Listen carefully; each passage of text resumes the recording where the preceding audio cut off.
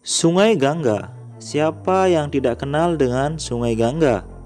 Sungai Gangga ialah sungai yang paling sakral dalam agama Hindu.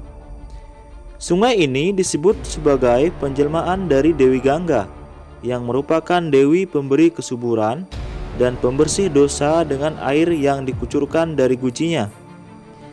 Setiap hari banyak umat Hindu yang melakukan ritual di tepi sungai ini. Jika ada keluarga yang meninggal, mereka juga akan melakukan pendakian ke hulu sungai yang berada di kaki pegunungan Himalaya untuk menabur abu kerabatnya. Berikut saya akan jelaskan asal-usul dari Sungai Gangga.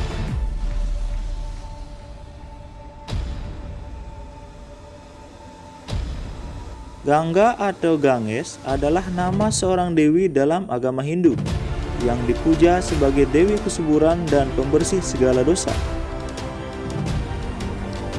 Dewi Gangga sering dilukiskan sebagai wanita cantik yang mencurahkan air di dalam gucinya.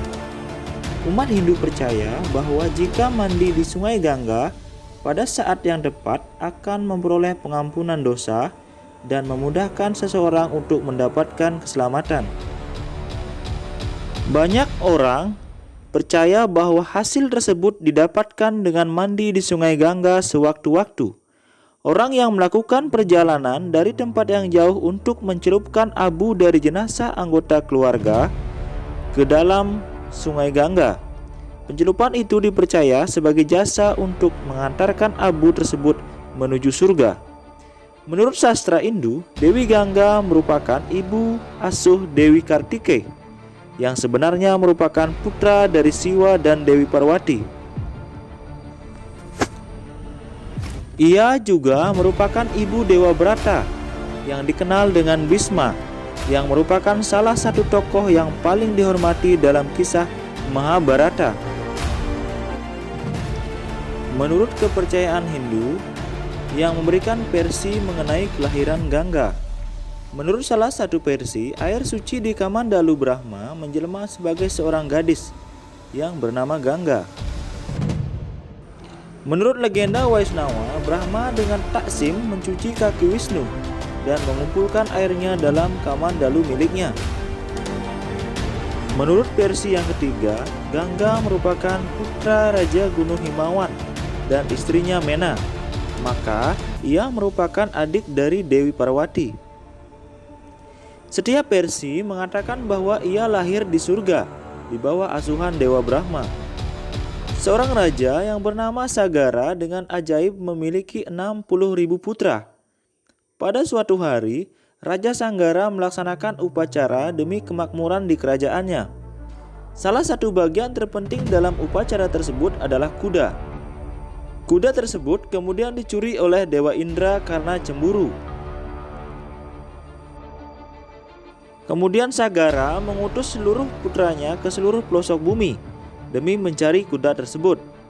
Akhirnya, mereka menemukan kuda tersebut berada di bawah tanah, atau yang disebut dengan dunia Patala, tepat di depan Resi Kapilayang yang sedang bermeditasi. Karena mereka menganggap bahwa sang resi yang telah mencuri kuda itu, mereka memaki sang resi sehingga sang resi merasa terganggu. Sang resi membuka matanya yang pertama kalinya setelah bertahun-tahun dan memandang para putra Sagara. Dengan tatapannya, seluruh putra Sagara terbakar dan meninggal. Roh putra Sagara gentayangan seperti hantu semenjak upacara terakhir bagi mereka tidak dilaksanakan. Ketika Bhagirat, salah satu keturunan Sagara, putra Dilipa, mengetahui nasib tersebut, ia bersumpah akan membawa Gangga turun ke bumi sehingga airnya mampu membersihkan roh leluhurnya dan mengantar mereka ke surga. Bhagirat menyembah Brahma agar Gangga turun ke bumi. Brahma bersedia dan ia menyuruh Gangga agar turun ke bumi kemudian menuju dunia bawah tanah, sehingga roh para leluhur Bhagirat dapat diterima di surga. Gangga yang sombong merasa bahwa itu adalah penghinaan dan ia ingin menyapu seluruh isi dunia saat ia turun ke bumi.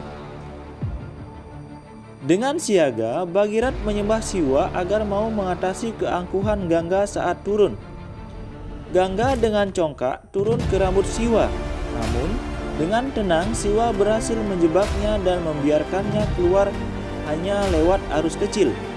Kemudian, sentuhan Siwa dapat menyucikan Dewi Gangga. Dalam perjalanan Gangga melewati dunia bawah tanah, ia sempat membuat aliran yang bercabang-cabang di muka bumi untuk menolong jiwa-jiwa malang yang ada di sana. Dalam perjalanannya mengikuti Bhagirat, airnya yang deras mengakibatkan gelombang pasang dan menghancurkan halaman dan sadana milik petapa yang bernama Janu. Sang resi sangat marah karena hal tersebut dan meminum seluruh air Gangga. Atas hal ini, para dewa memuja-muja Janu agar membebaskan Gangga sehingga ia bisa menyelesaikan tujuannya. Dan dengan pujian para dewa, Janu mengeluarkan Dewi Gangga dari telinganya. Semenjak itu kata Janawi, putra Janu, ditunjukkan pada Dewi Gangga.